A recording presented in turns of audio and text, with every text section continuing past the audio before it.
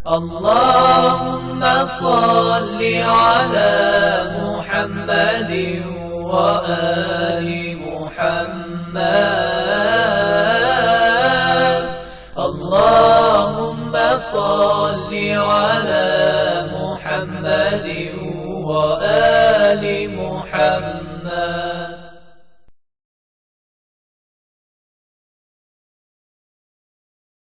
Bismillahirrahmanirrahim. Alhamdulillahi rabbil alamin. Wassalatu wassalamu ala rasulil a'zam Muhammadin wa ala ahli baitihi tahirin. Aqulu lakum assalamu alaikum warahmatullahi wabarakatuh. Para pemirsa dan pendengar yang kami hormati, marilah kita bersyukur atas segala nikmat dan karunia yang Allah berikan kepada kita, baik karunia tersebut berupa kesehatan maupun iman. Allah Subhanahu wa ta'ala menciptakan manusia berbeda dari makhluk yang lain, sebagaimana yang telah disebutkan oleh Al-Imam Ali bin Abi Thalib, bahwa Allah Subhanahu wa ta'ala memberikan akal kepada malaikat, tapi tidak memberikan syahwat kepadanya. Ketika Allah menciptakan hewan, Allah hanya memberikan syahwat kepada hewan. Tapi ketika menciptakan manusia, Allah Subhanahu wa ta'ala memberikan akal dan syahwah.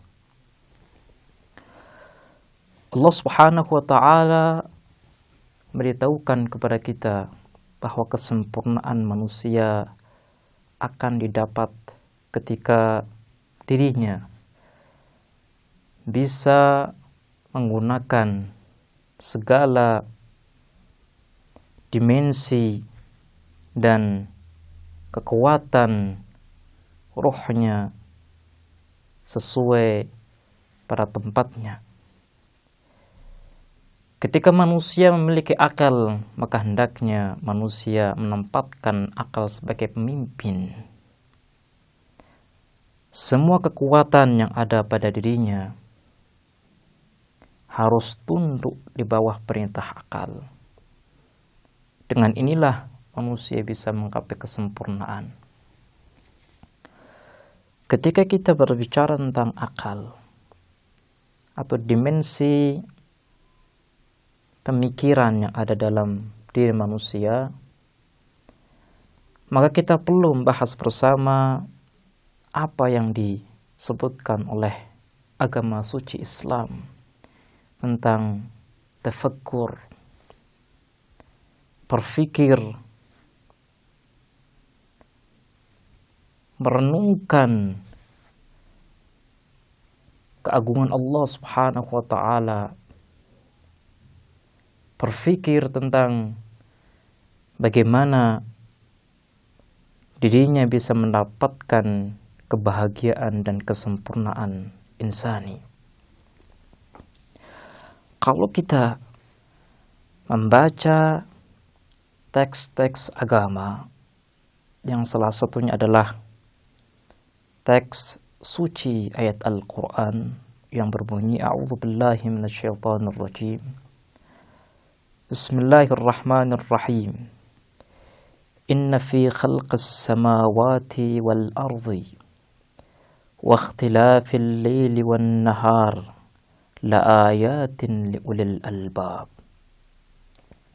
الذين يذكرون الله قياما وقعودا وعلى جنوبهم ويتفكرون في خلق السماوات والأرض ربنا ما خلقت هذا باطلا سبحانك فقنا عذاب النار. Ayat ini terletak di surah Ali Imran dari ayat 190 sampai 191. Allah Subhanahu wa ta'ala dalam ayat ini menjelaskan tentang urgensitas berpikir, urgensitas merenungi keagungan Allah Subhanahu wa taala. Kata Allah Jalla Jalaluh, sesungguhnya di dalam penciptaan langit dan bumi dan silih berganti malam dan siang terdapatkan tanda kebesaran Allah Subhanahu wa taala liulil albab, untuk manusia yang berpikir, untuk manusia yang menggunakan akalnya. Kemudian Allah Subhanahu wa taala meneruskan, alladzina yadhkuruna Allah qiyaman wa qu'udan.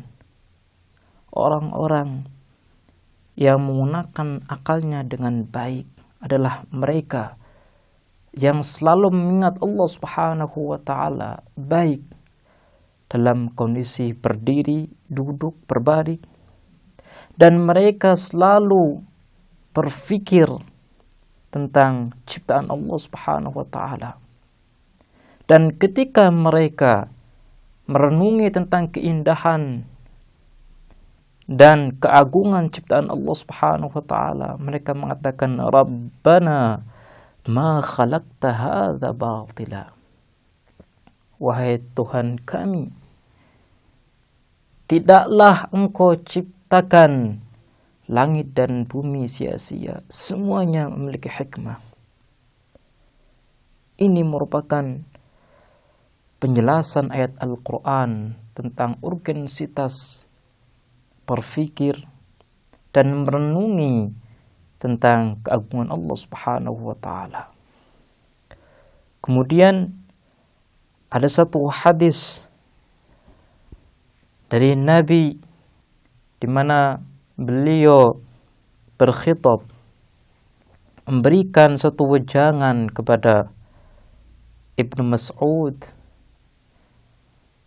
Beliau mengatakan, ya Ibnu Mas'ud, idza amilta amalan fa'mal bi'ilmin wa aqlin wa iyyaka wa an ta'mala amalan bighairi tadabburin wa ilmin fa innahu jalla jalaluhu yaqul wa la takunu kallati naqadat ghazlaha min ba'di quwwatin ankatha.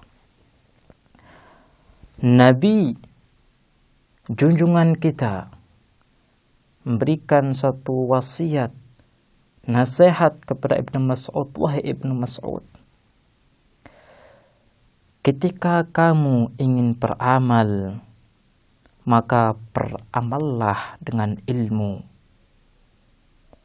beramallah dengan menggunakan akalmu. Wa iyyaka wa an ta'mala amalan bighairi tadabburin wa ilmin.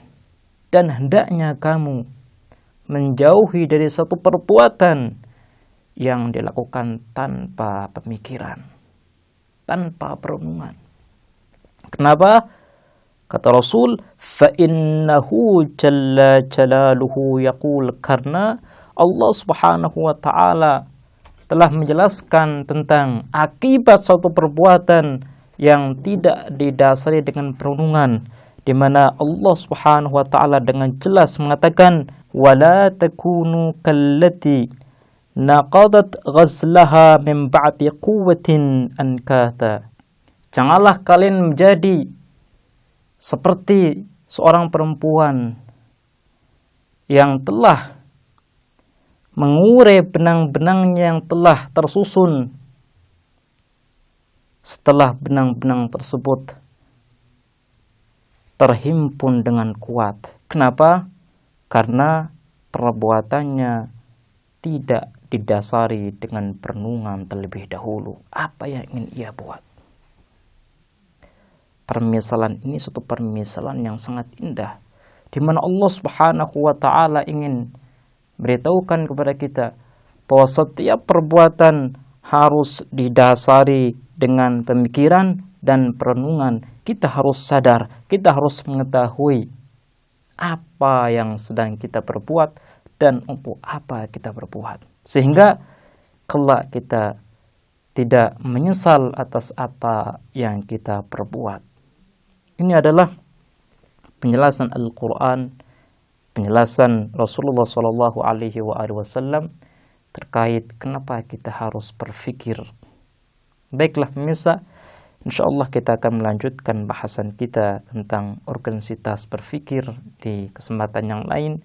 Kita akhiri, wassalamualaikum warahmatullahi wabarakatuh.